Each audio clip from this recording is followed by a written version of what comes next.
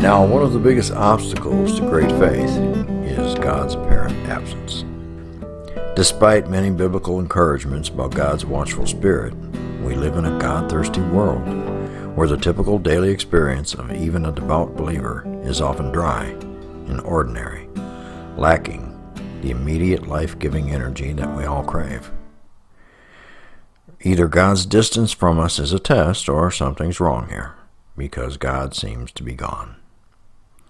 Why would there be a separation between God and humanity?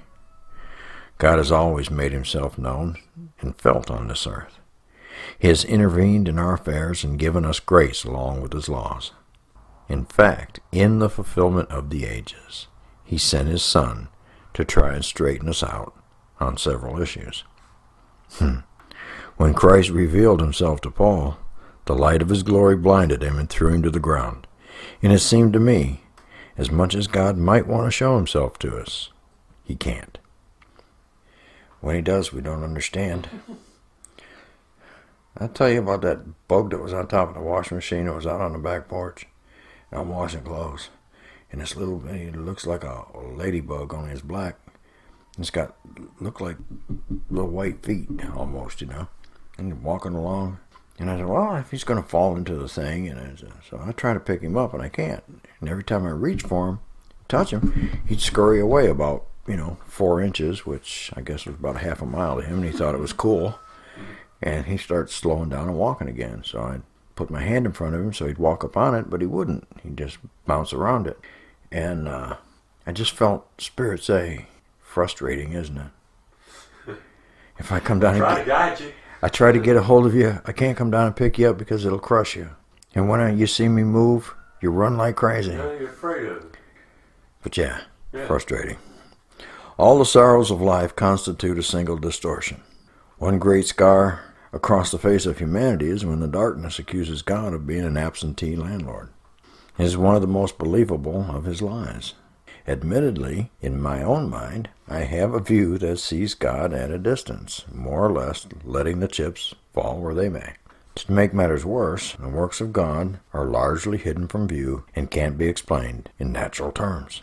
Most of our blessings are things that come through the ordinary channels, such as food, clothing, shelter, aspects of the natural world that we enjoy, our social and cultural environments, our family, and our friends. It all seems to flow out of the material universe as we just go along and accept it.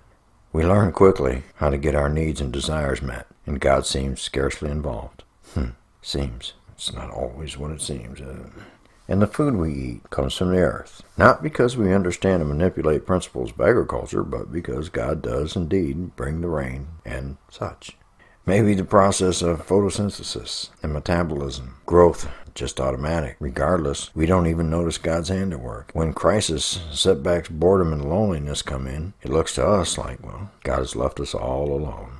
As many can testify, when God is manifestly present, we know in a way, and it gives us goosebumps. But such occasions seem to be rare for most of us, and the experience doesn't stick with us as long as we would like. Newer believers get a taste of it and figure that that's the way things are supposed to be all the time. When emotional opposition, both human and demonic, begin to dismantle our little world, we think something's wrong with God himself. And without a doubt, if we size up religion, we see a deplorable state of affairs. If we examine the church here in America, we scarcely see the difference between it and secular society. Entertainment choices, alcoholism, the divorce rate, all basically the same. No doubt God permits all this to occur. When the pain of disappointment and material loss strike, our first job is to talk with the Spirit, resist the dark, obey the Father's will, and trust him to give us our daily bread, as bad as it may seem. We should recognize that our enemies and misfortunes have not succeeded in killing us or taking us away. We are alive. We are well. We must remember all the normal natural things that God has done for us, and also this. In all things, God works to the good of those who love him, who have been called according to his purpose.